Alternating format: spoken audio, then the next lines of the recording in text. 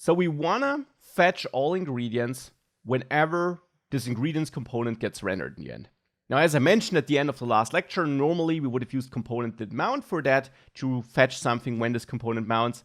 But this is now not an option anymore, unless we transform this to a class-based component. But there is another hook that helps us with that. It's the useEffect hook. How does it work?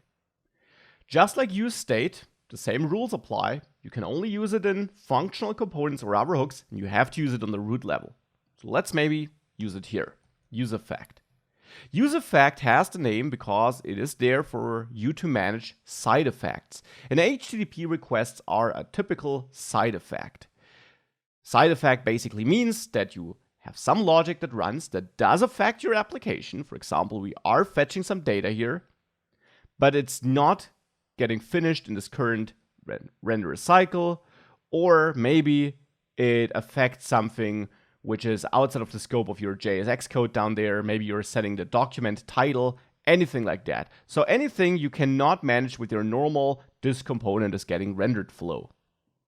useEffect, and that's important, by default gets executed right after, important, after every component render cycle. So after this component has been rendered the first time, the function you pass to useEffect, because you have to pass a function there, will get executed.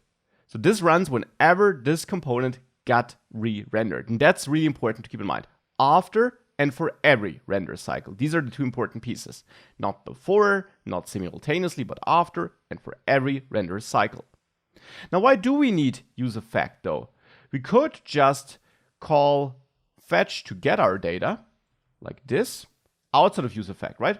We could call fetch, point at this URL, it will automatically send a GET request, and indeed, therefore, we will get our data back.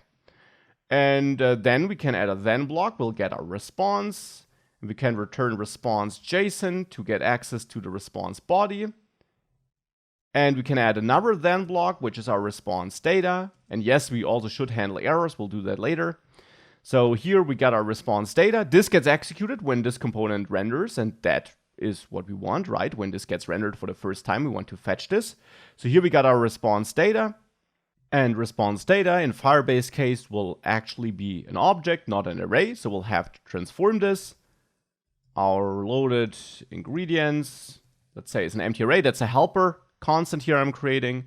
Then I use a for-in loop to go through all my keys in that response data, because again, response data will be an object.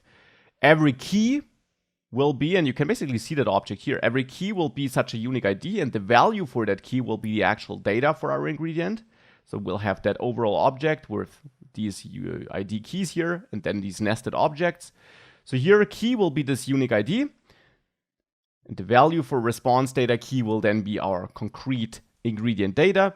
So therefore here I can use loaded ingredients, that array I'm creating here, and push a new ingredient onto it. It's constant, but with push we're not editing the value stored in loaded ingredients, we're editing the array stored in memory. And if that's not clear to you, attached you find a resource on JavaScript reference and primitive types, which have something to do with that. So here I push a new object onto this loaded ingredient array. The ID is that key, and the title is response data for that key with this dynamic syntax here, dot title, and the amount is response data for that key dot amount. So this is how I load my ingredients, how I transform this object to an array. And once this transformation is done, so after this for loop here, we can of course call set user ingredients and set this equal to the loaded ingredient, so to this array we generated. This approach has one huge issue. If you save this, you actually end up with an infinite loop here. You can see this if you access the network tab. You're sending tons of requests, and therefore I'll quickly comment out this set user ingredients line here so that this reloads and we stop sending this. So why are we entering an infinite loop here if we're fetching data like this? If you fetch data right here in your render function, then whenever ingredients renders, you're sending a HTTP request. And when you then, as a result, after this HTTP request, update your state, what happens if you update your state? Well, the component renders again. So ingredients renders again. And what does this mean? We send another HTTP request. What does this mean? We update the state at some point. What does this mean? We re-render. We send another request. We update the state. We re-render and so on. So that's the infinite loop. That's why sending this here is not an option. So let's cut this here and let's instead move it into this useEffect function here.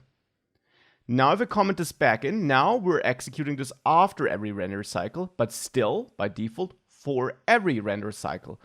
And hence, unsurprisingly, if I save this and we go to the network tab, we still have an infinite loop.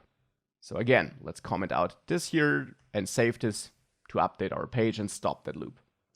So how can we fix that? useEffect actually also takes a second argument. The first argument is this function which it executes after every render cycle. The second argument is an array with the dependencies of your function. And only when such a dependency changed, only then the function will rerun. So this allows you to control how often this function runs. By default, for every render cycle, but you can change this. Now here, we actually have no external dependencies. And with external dependencies, I mean variables or data you're using, which you define in your component outside of the useEffect function.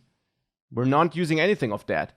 This URL is hard-coded. Response is a variable created here on the fly. Response data, loaded ingredients. It's all created on the fly. Set user ingredients, that's actually a function stored in a variable coming from outside. But that's a special function since it's generated by useState. React automatically creates it such that this function never really changes and doesn't have to be considered as a dependency. So that's an exception because it is a function generated by useState. And therefore, this useEffect function here actually has no external dependencies, and so we can add an empty array. But we have to do that. Omitting it is not an option. Then this runs for every render cycle. If you do add an empty array, though, what happens is that this now runs when this component gets first rendered. So it runs this one time. It's not omitted entirely, but it runs one time, but it never runs thereafter. So with an empty array, it's like component did mount. Can kind of memorize that. With an empty array as a second argument, the function you pass to useEffect is like component did mount. So if we save this, now if we go to the network tab, we see no ongoing requests down there, and we see our data was loaded though. So if I again save this, you see our data gets loaded. So this is now working with the help of useEffect.